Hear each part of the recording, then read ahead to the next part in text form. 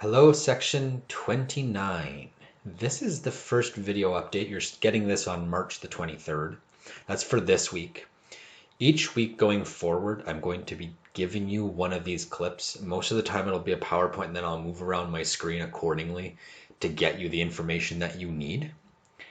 As we go along, this is going to get shorter and shorter because I'm not going to be introducing new material so much as just trying to keep us on track. Because we've been in flux for a couple of weeks here now, there's a lot of stuff that we do need to cover so that you're well set up for that final project. This one will be longer. This week will be a little bit more intensive in terms of getting stuff done. But first and foremost, just know that you have a little bit of breathing space with this stuff, okay? I'm going to show you the schedule for the rest of the semester. All the changes are already made in COM 1085's course shelf for our section 29. Nothing much has shifted other than a couple of dates. Right now, the only focus that you'll need to deal with is making sure you get this material down pat and you start working on your outline. So I'm going to start by showing you the schedule. We'll come back to the schedule at the end. And before I finish the clip, I'm actually going to walk you through what the outline might look like and what some of my expectations are as an instructor. Between now and then, though, my main job is to get you feedback on that proposal. The sooner I can get to it, the better. My plan is to have you feedback by early next week. Because I'm trying to get a lot of these online lectures ready to go for us going forward, I'm going to prioritize that, and then I'm going to jump right into the proposal so you have good, instructive, constructive feedback as we go forward. So the first thing I want to highlight here is our schedule. Our course schedule is going to look like this the rest of the semester. All the changes are already in the course shell. The library skills quiz has already been open for you. It's kind of an extension of the conversations you probably had with your previous instructor. We're going to wrap that up this week and then transition to the outline component. That library skills quiz is due March the 29th. It's a super simple quiz. All you have to do is go in, watch the video or do the clip, and answer the question. It's easier than any quiz you've done in this class so far. Get it done. It's an easy quiz to pad your grades. I promise you that. This is like a free 4 or 5% to your final grade. Pad the stats. Get this done. It's due next Sunday. The comprehensive outline has bumped up a little bit, but I did this so that you have more time to process the feedback that I'm going to give you on the outline itself. So the outline, you're going to get the feedback on the proposal, build that feedback into your outline, which we're going to talk about here in this PowerPoint. So it's going to be due April the 3rd. That is a Friday. That means that I'm hoping to get you the proposal feedback probably by next Tuesday at the very latest. You'll have over a week and a half to develop this into a decent outline, okay? There will also be a 5th quiz. Now, some of you may elect not even to do this, simply because your grades for the quizzes will already be pretty high. This 5th quiz is kind of just a recap of all the concepts we've already covered in COM 1085 so far. We're not introducing new grammatical material, and the reading components will all be there the same way that they have been. I will deal with that quiz in more depth on our next video for next week because it's not due until April the 13th. So just get that done if you even decide to do it, because your top 4 of the 5 grades will count. So if you're happy with your quiz grades so far and you're willing to leave it as is, you don't need to do this quiz. If you'd like, say a quiz didn't go so well and you'd like to kind of bump your grade up, this is a good opportunity to do that. Or if you missed a quiz, this is a great opportunity to make up for that. It's going to be open shortly here. I don't know if it's open yet, but it will be open probably on March 30th. And then it will be open until the 13th of April. So you have a good long buffer to get that done whenever you have a little bit of time. I know things are going to get hectic, so build it in whenever you can. Our final paper is going to be due April 15th. So a big part of the reason that I bumped up the due date for the outline is so that you have time to process the feedback that I gave you and build that into your final paper. We'll talk about what that looks like as we go along, but the final paper is the biggest grade in the course. So you want to make sure that everything is in place. Right after the final paper, it's an online quiz. We'll cover what it looks like, but it's called the process reflection. It was originally supposed to be just a single day. I've opened it up for a period of time. It will close finally on April the 16th. So this is a good exercise just to kind of reflect on what you did throughout the research process. I'm approaching this as in, if you do it, I'm going to give you as high a grade as I can possibly get you. Just get it done. It's like a completion grade. We'll boost your grade a little bit so that we can get you your credit, and you actually get a decent grade point average out of it too, depending on how things go. So just kind of finish the final paper and jump into this quiz and do it. It's going to be open for like a couple of weeks, so you will have plenty of time to do it at your leisure. Then the final assessment, it's shifted, and I've kind of made an executive decision here that I will open it up for a period of time. I will explain what this looks like closer to the date, but you're going to have between April 13th and April 22nd to get this done. Things are going to be hectic. You're going to have, designated times for this and that. Forget all that for this class. I'm going to leave it open. You're going to have a period of time to jump in, get it done by April 22nd. Life will be good. Okay? As if you can answer the okay that I just asked. But anyway. This is an Evaluating Sources video. You can click on it, you can download it. This whole PowerPoint is uploaded in Econestoga. So this is probably your easiest way to get the information for this week. It's not a video done by me, it's by one of my colleagues. I've elected to go this route. This is the only time I'll do this to you, simply because the information here is quite strong. It crystallizes things well, but also because I want to be able to get you feedback on that proposal. So between all the, kerfuffle with switching instructors and everything else, I want to make sure that you have the feedback so that you can build for your other assignments, essentially. So I'm going to end the show here. I'm going to walk you through the Conestoga course shell. We'll come back to the Evaluating Sources component. Okay? So I've set our course shell up like this. You're going to see my first announcement here. Our second announcement will be up here shortly. The first YouTube video is still here. It will be up, I promise you. If you go to content, I'm going to simplify things by showing you the table of contents as a whole. Don't worry about any of this stuff. Any of this Winter 20 classes, don't worry about that. Your Winter 20 assignments, it still remains the same. Your course information, don't bother with that because the schedule has changed, so forget all of that. Class materials is the new section that I developed. So what you'll see is a week-by-week breakdown of what's going on. Week of March 23rd, all your resources for the class this week are here. If you wanted to, you could go through all of this material. You don't have to. I've uploaded the PowerPoint that you just saw here, so you can find it and you can download that shareable link for the Evaluating Sources video.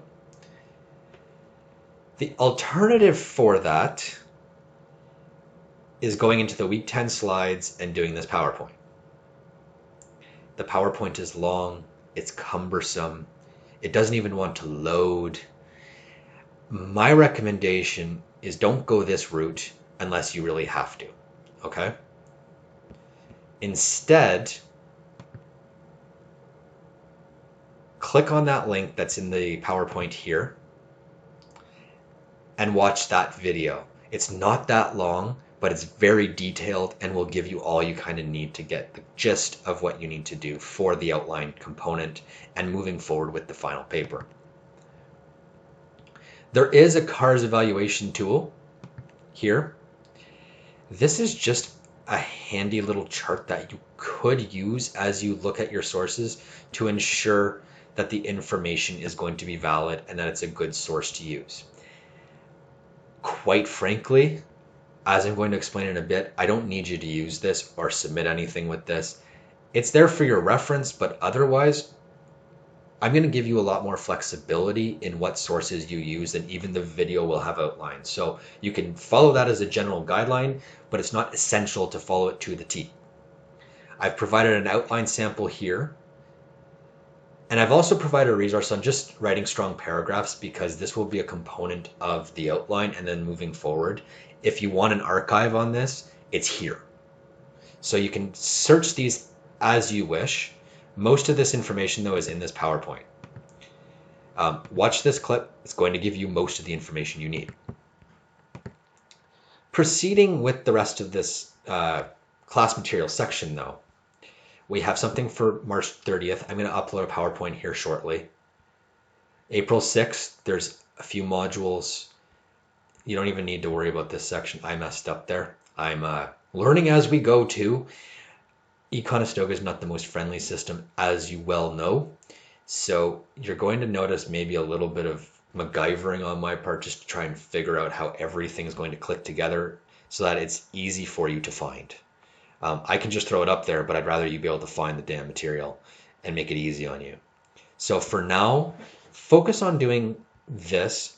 If I'm being perfectly honest, you need 3 things here: the PowerPoint, the outline sample, and maybe the evaluation tool if you need it.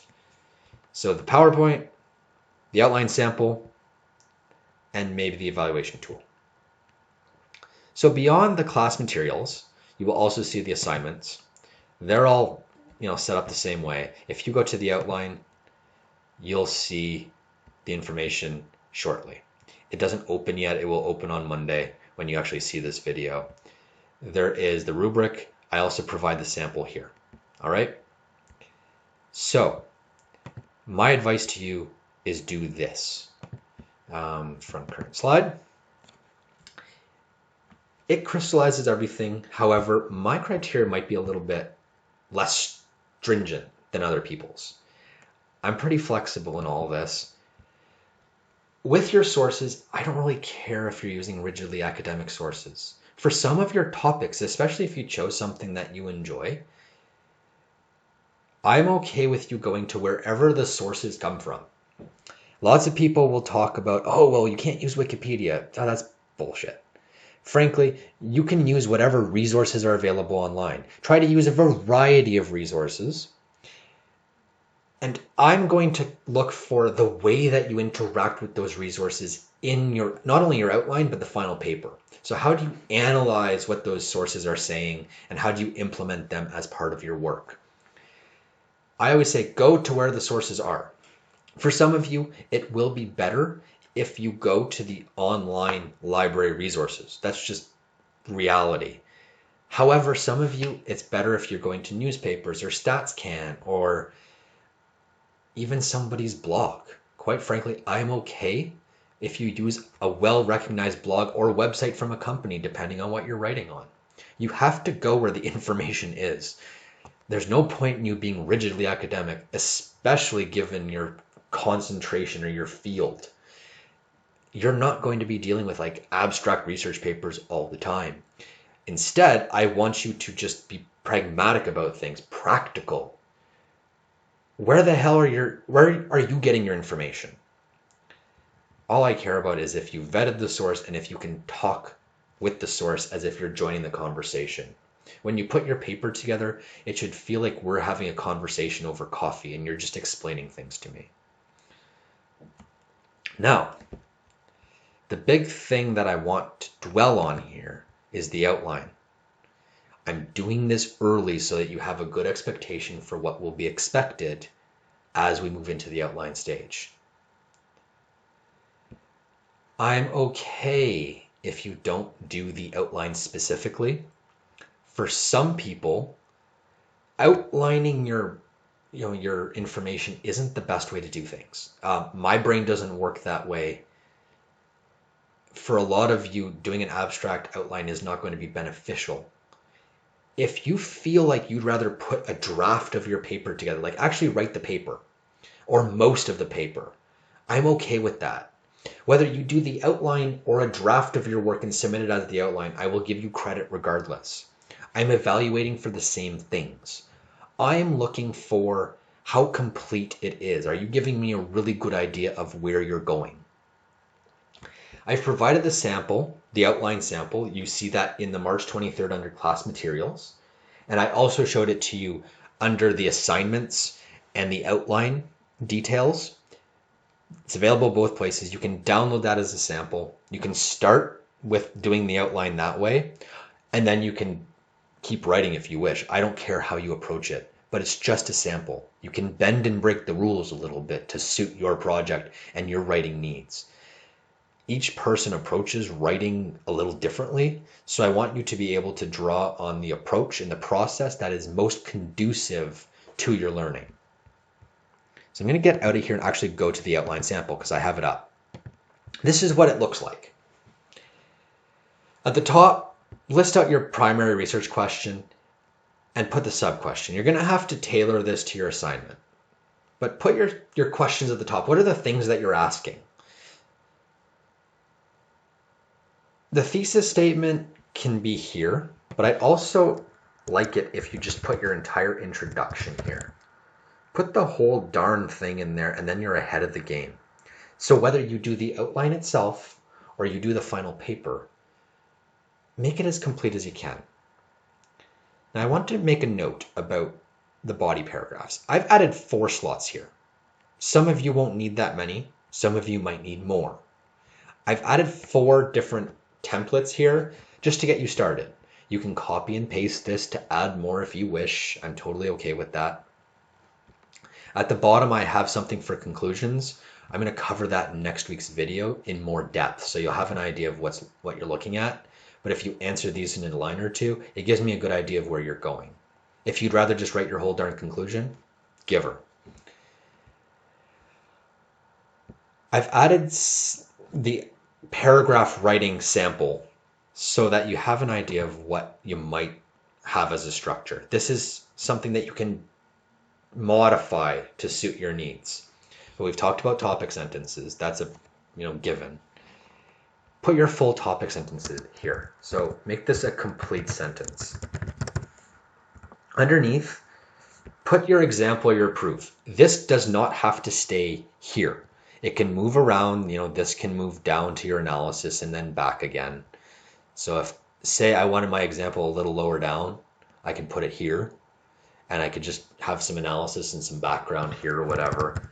You make this what you need for your project. Everybody's going to have a different need. You also do not need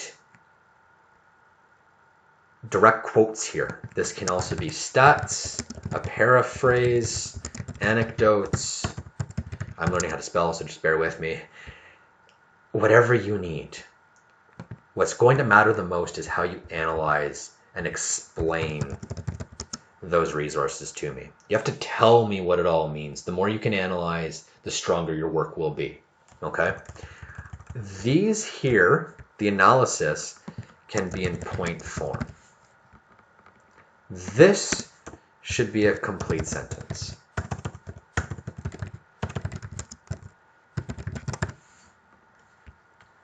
So, the topic sentence should be complete. The example should be complete. The analysis can be in point form. You might need more than 3 points for analyzing and explaining, or more. You might also need 2. You can have 5. I don't care how many you have. Just make it deep. No matter what you put in here, you have to be able to explain it to me. This will change from paragraph to paragraph, so make sure you modify this according to your needs as the paragraphs evolve. If you have questions about this, please email me at the Outlook email. It's going to be available again in the announcement that I post here, but make sure that you're reaching out and getting me to take a look if I need to, or asking me questions if I need to. I'm more than willing to either look at a draft of this or answer any questions that you have. The earlier that you reach out, the more help I can give you. Let's not make this a big, to do.